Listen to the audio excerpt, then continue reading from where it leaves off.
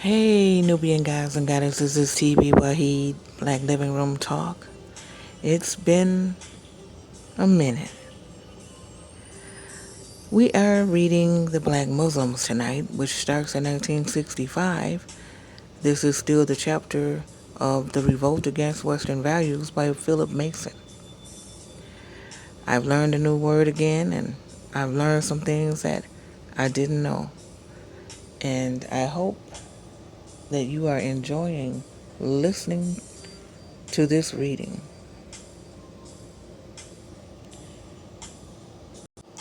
I don't own the rights to this music. The music is by Cool Breeze. A relaxing mix.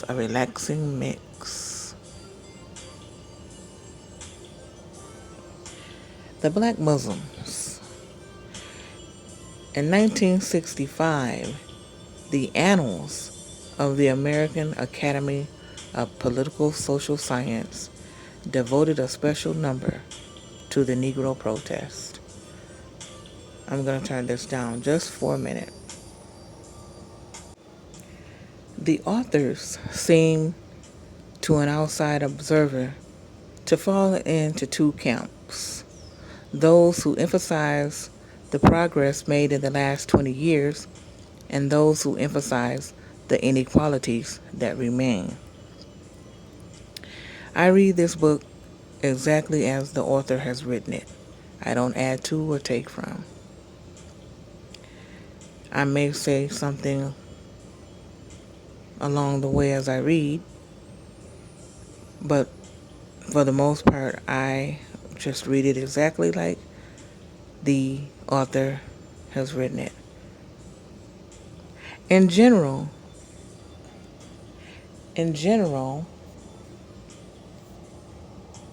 there is little about the Black Muslims. They are not, of course, entirely ignored. Arnold Rose suggests that group identification may become so strong that Negroes, like American Jews, may not want full integration. Jane and Wilson record suggests, on a similar note, that an increasing number of Negro leaders redefine racial protest in pluralist rather than in liberalist terms. But the unstated assumption is usually the other way. Probably most thoughtful Americans and several of these writers would agree with Tillman C. Cothran's judgment that the recent demonstrations suggest a validation of Murdau's hypothesis that the race problem in America is a problem in the minds of white people. At the time Murdaugh wrote, millions of white people avoided conscience qualms by taking refuge behind the myths of white superiority and Negro satisfaction. Science does not support the racial superiority myth, and nonviolent direct action has shattered the Negro satisfaction or good race relations myth. Many assume that the Negro will want to come into the citadels when they have fallen. The assumption, not confined to whites, is strongly held by many middle-class Negroes who have made progress at getting in. It is an assumption reasonable in itself and hard to dispel because it is welcome to those who make it. But to spend even a few hours studying the works of James Baldwin, Richard Wright, and Ralph Ellison is to begin to wonder whether the assumption is safe. Well, right today, there are those of us who don't want full integration.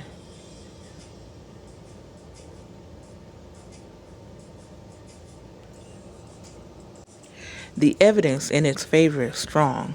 It is common not only to the older protest groups, the NAACP and the Urban League, but to the activist groups. See, there's a difference. The protest groups are the NAACP and the Urban Leagues. The activist groups, like the Congress of Racial Equality, the Southern Christian Leadership Conference, the Student Nonviolent Coordinating Committee. Their stated aims embody it. They want equality, not separation. Jane and Wilson Record write, with few exceptions, notably the Garvey movement of the 1920s and the black Muslims of today. Modern Negro protest organizations have been non-separatist. Moreover, they have been non-racial, aimed at acceptance within the existing political economic system. And that can be like the Black Lives Movement of today, which is non-separatist.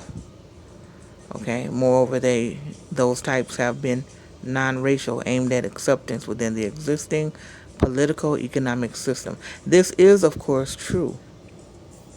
What is significant on the other side is the intensity and special quality of the feeling among black Muslims. The movement's psychological background arouses widespread emotional sympathy even among those who cannot intellectually accept its dogmas. The black Muslims are symptomatic. Their particular response to the situation is less important than the situation itself, and the sympathy felt with certain aspects of their reaction. The only movement as it actually exists is based too personally on Elijah Muhammad and may easily collapse. There are already signs that it is less strong than it was. Nevertheless, its significance as a symptom remains. In any case, the Muslims are not the only symptom. Howard Brotz has recently described the black Jews of Harlem. They are reacting in a similar way to the same situation.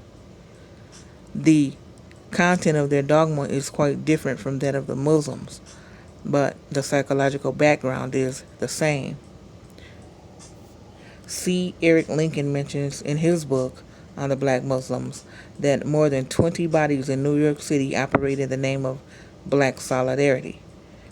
The same kind of emotional stress has produced symptoms which resemble one another, both in the United States and elsewhere. The black Muslims owe something to Garveyism, to the many black lodges and fraternity societies of the South, and more directly to the Moorish Science Temple of America. Garveyism was born in the years immediately after World War I, a period when American race relations reached perhaps their nadir. Several 70 Negroes were lynched in the year after the war, some still in the uniform of the United States Armed Forces. In 1919, there were 25 race riots. Garvey wanted a king, a president, a government, in short, a nation for black men. He was a West Indian and his movement was international, a king of African Zionism, proclaiming freedom and independence for the 400 million Negroes of the world. The black lodges and fraternities of the South are a less direct influence. The members, ignorant and unorganized, have sought isolated biblical texts in order to show that God is black, to identify themselves with Israel, to demonstrate that their oppression is the result of a curse that will end. I am black, Jeremiah 8:21, is the word of God. The Ethiopian eunuch who helped Jeremiah to get out of the cistern, Jeremiah 38:7, is glorified. Many passages are quoted about serving a strange nation in a far land. For example, Jeremiah 5:15 and 17. The Moorish Science Temple, a much more direct influence, was founded in 1913 by Timothy Drew, who later called himself Noble Drew Ali. These movements clearly proceed from the same psychological causes. The essence of the doctrine, from the point of view of this essay, is that a man must have a nationality before he can have a God. The so-called Negroes of America, having been robbed of nationality, religion, name, everything by white men, must recover their identity as a nation, their personal identity, their names. Noble Drew Ali gave each of his followers, who he taught, were really Moors, a personal identity card. He gave all of each of his followers who he taught were really Moors, who he taught that they were really Moors. That's what they were. Okay, so he gave them a personal identity card. The Prophet Fard gave each convert his true name, a name that had been lost but was now revealed by Allah. The convert is born again and accepts a very high standard of personal puritanism. There must be no sexual irregularity, no smoking, no drinking, no gluttony. A member can be disciplined for being overweight. Disallowed also are cosmetics, personal display, and conspicuous spending. Very substantial almsgiving is required, the proportion being fixed at 1/3 of a member's yearly income. It could be said that a member must at all costs avoid confirming the white stereotype of the Negro. He must cut himself off from white people in every way. He must buy black and avoid contributing to white wealth. Black Muslims must make themselves economically self-sufficient by saving and by joining cooperative societies. Every Muslim should be ready to die defending his women from the lustful assaults of white men.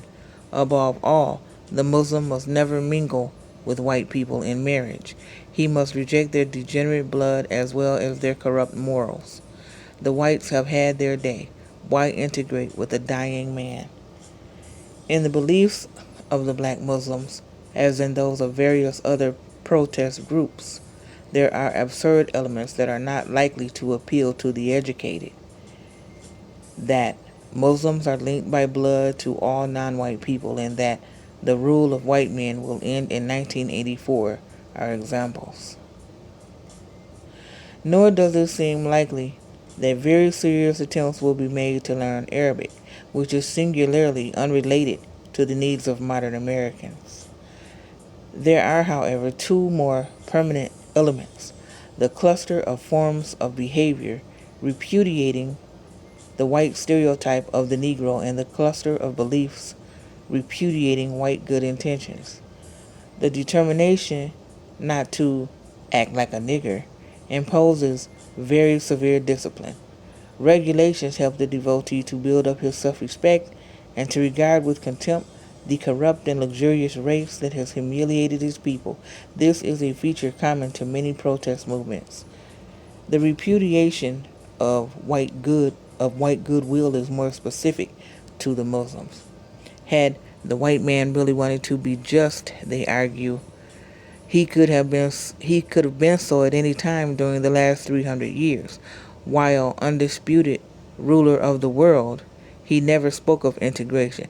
Now that he has seen his empires crumble, he is willing to throw his faithful dog the driest bone he has, hoping that dog will once more forget the past and rush out to save his master. But that dry bone means integration at the bottom. A Muslim can trust no white man. Christianity kept the so-called Negro subservient to the white man. Christianity lynched Negro men and raped Negro women. Unless the Muslim, all so-called Negroes are Muslims whether they know it or not, rids himself of the slave mentality and all remnants of Christianity, he will share in the disintegration of a corrupt and dying world. This, of course, is crude racism. As crude as anything put out by the Ku Klux Klan or the Nazis. That the provocation to which it is a response is much greater is beside the point. The white man and Christianity are thought to be monolithic blocks and their substance uniform throughout. The act of one is taken as the act of all, which is almost a definition of group prejudice. The response of the Negro to the group identification of the white is a group identification of his own.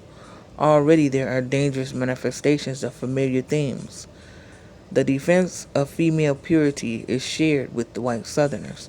There is also a militant inner circle of stormtroopers known as the Fruit of Islam who discipline the unruly. The Muslims are a social movement with economic objects riding a religious vehicle. its true political aims are still undefined. It seems clear, however, that the atmosphere is not likely to be favorable to a tolerance of a variety of opinions, to a liberal individual democracy. Black racism is very like white racism, but black people cannot be racist, and this is a fact. It has been it. You have to be in control and have power to be a racist. Black people have never redlined anyone, never controlled where someone lives, shop, drink out of a water fountain, swim in a swimming pool. So, well, this book was written in 1967. So, let me go on. If it is to be understood and properly evaluated, it must be related to a much wider area of expectant emotion. Eric Lincoln writes, today's generation of Negro youth are determined to change the Negro's status now by nonviolent action if nonviolence will work, so long as they have a vestige of faith in the white man's latent decency. Their strength will be exerted through integrative organizations. But if that flickering faith is allowed to perish, black nationalism may feed sumptuously on their despair. This impatience of the black Muslims needs to be seen against the wider background expressed by Negro imaginative writers. The principal figure in Richard Wright's Native Son starkly embodies a myth come true in human flesh. To Bigger in his kind, white people were not really people. They were a sort of great natural force, like a stormy sky looming overhead, or like a deep swirling river stretching suddenly at one's feet in the dark. As long as he and his black folks did not go beyond certain limits, there was no need to fear that white force. But whether they feared it or not, each and every day of their lives they lived with it. In Notes of a Native Son, which contains a perceptive critique of Wright's novel, James Baldwin writes, and there is, I should think, no Negro living in America who has not felt briefly or for long periods with anguish, sharp or dull, in varying degrees and to varying effect, simple, naked, and unanswerable hatred, who has not wanted to smash any white face he may encounter in a day, to violate out of motives of the cruelest vengeance their women, to break the bodies of all white people and bring them low as that dust into which he has been and is being trampled.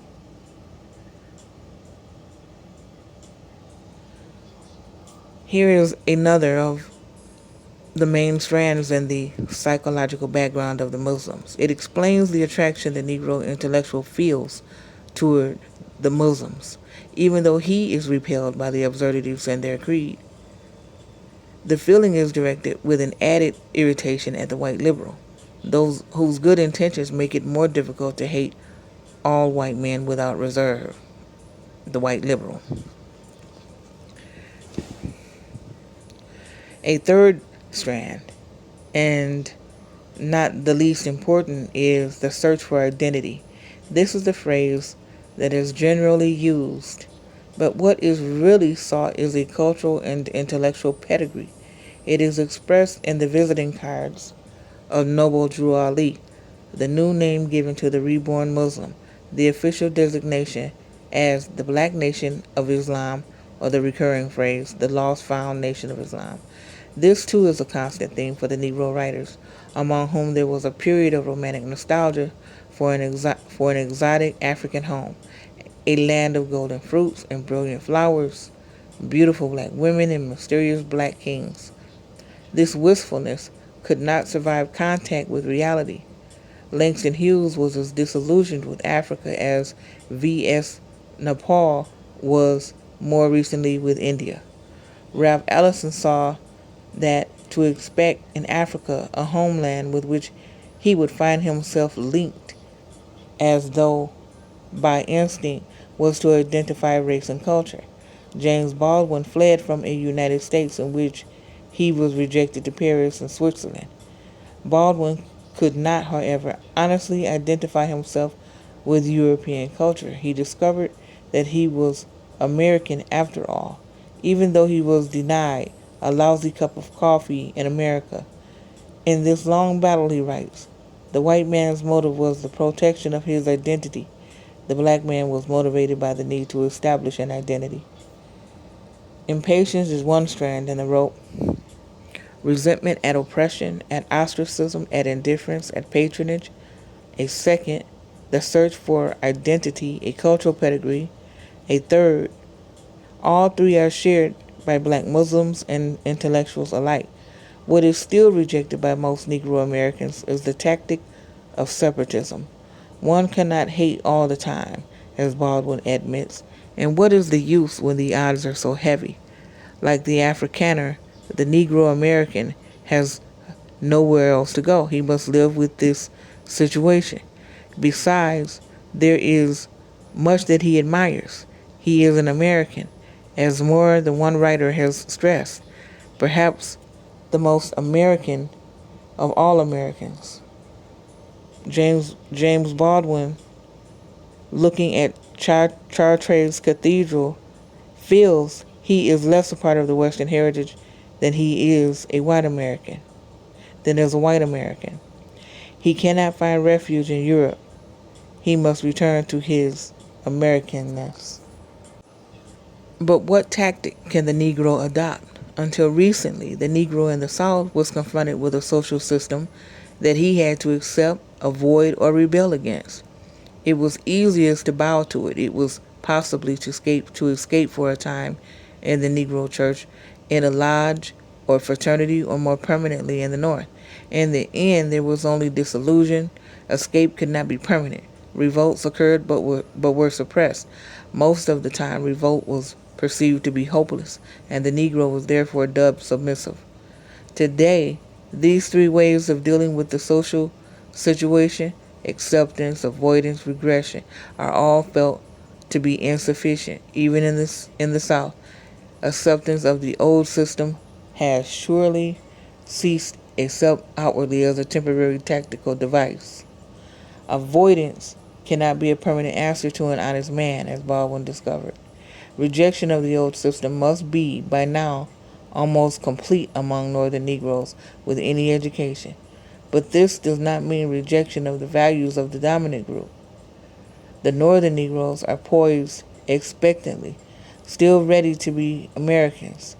But we will not have integration on the white man's terms, they say. Then on what terms? Murdoch was clearly right. The whole nation must change if the problem is to be solved. It was an error to think that only the Negroes had to change. It is surely an error to think that only the whites must change. The Negroes will be changing at the same time, but in what direction? The black Muslims have made explicit a distinction that is ultimately destructive, searingly and accepted. They have proclaimed the impossibility of continuing to believe in a religion of love that rejects the Negro and a politics of equality that judges him to be inferior. Wow. My beautiful music has come back up. It's beautiful. The importance of the protest has been established. We shall overcome has been the theme song of the integrative activist organizations. If they do not overcome, the likelihood seems to be that one American in 6 will fiercely reject the American ideal. And that was the Muslims, the black Muslims, that we just listened to and I just read. Next time will be the millennial cults. We'll be getting into the millennial cults.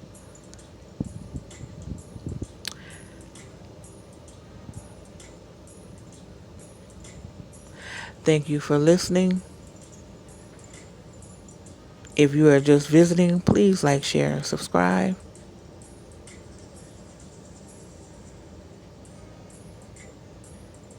I enjoy you. Appreciate you listening.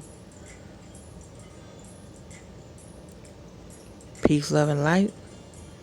And Hotel, Nubian gods and goddesses.